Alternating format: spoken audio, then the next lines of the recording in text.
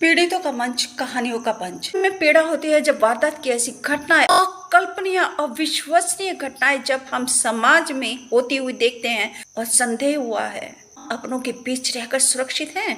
जवाब मिलता है कोई कोई तो नहीं होता। उसका सबूत है ये बेटा 25 तारीख को भी नहीं आया।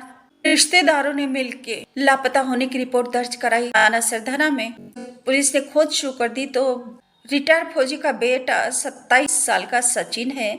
27 साल के सचिन की लाश हिंडन नदी में पाई जाती है, जो हिंडन नदी गुजरती है सरधना थाना के पास। बागपत का इलाका पड़ता है। बागपत के इलाके में से हिंडन नदी गुजरती है। 23 साल के सचिन का शव हिंडन नदी में पाया गया। शव को पुलिस ने पोस्टमार्टम के लिए भेज दिया। पोस्टमार्टम की रिपोर्ट में सामने आया, सूत्रों के अनुसार पुलिस ने बताया कि सचिन के सिर पर वार किए गए थे और कई वार किए गए थे।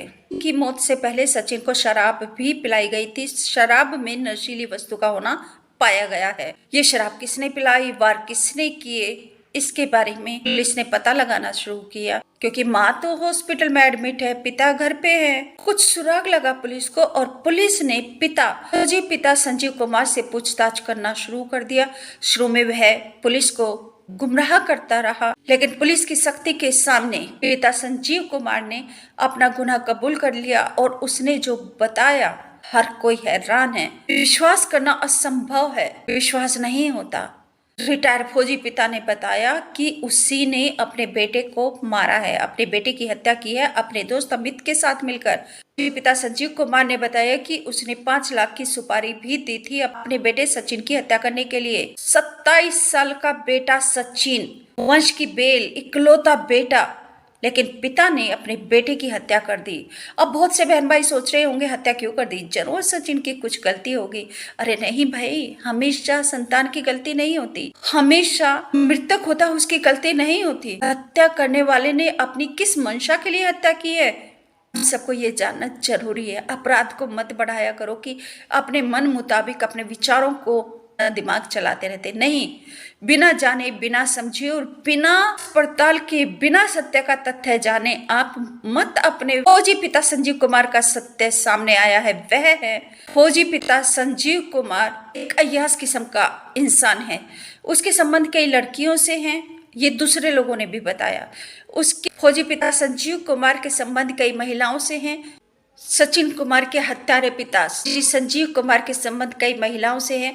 कई बार संजीव कुमार को फौजी को मना किया गया कि अपनी इन हरकतों से बाज आ जाओ, अपनी ये हरकतें त्याग दो, छोड़ दो, परंतु वह बाज नहीं आया और उसने अपनी अय्यासी को जारी रखने के लिए अपने बेटे को मौत के घाट उतार दिया। 5 लाख रुपए की सुपारी भी दी, क्योंकि बेटे संजीव ने अपने पिता को रंगे हाथ पकड़ लिया था और वह अपने पिता को यह रास्ता छोड़कर सही रास्ते पर चलने के लिए अपने पिता को दबाव बना रहा था।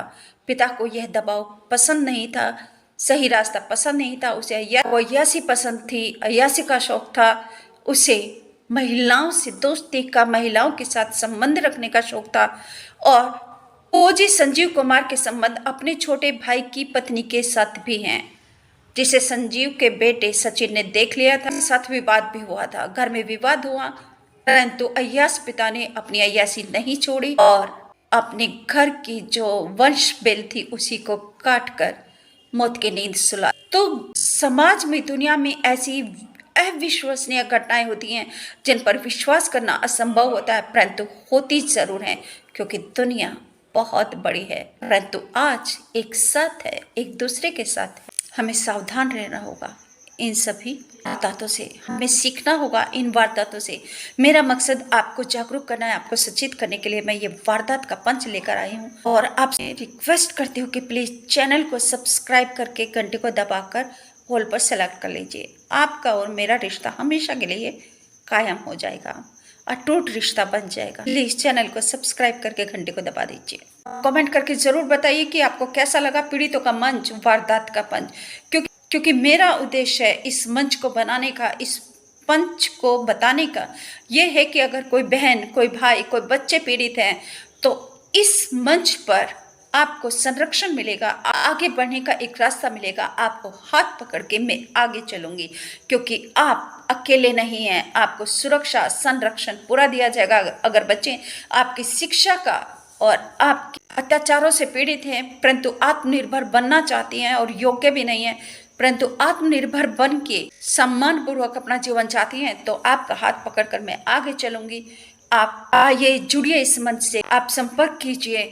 ये आपका भी, आप अकेले नहीं हैं, आप बेघर नहीं हैं, आप विवश नहीं हैं अत्याचार सहने के लिए कि अगर आपके पास घर नहीं है आप इस घर से निकलकर कहाँ जाएंगे। आपकी यही बस जीवन का यही अंत है, सहते रहेंगे, पिटते रहेंगे, मरते रहेंगे और हम इसी तरीके से हमारी मौत हो जाएगी। ऐसे मौत नहीं होना है, आपको जीना है। आइए, जुड़िए इस मंच से, पीड़ितों के मंच से जुड़िए और बढ़िए उन्नति तरक्की की ओर बढ़िए। चलिए उजाले की, आओ चले उजाले की ओर, प्रगति के पथ पर मिलकर संग साथ। नमस्कार, थैंक यू।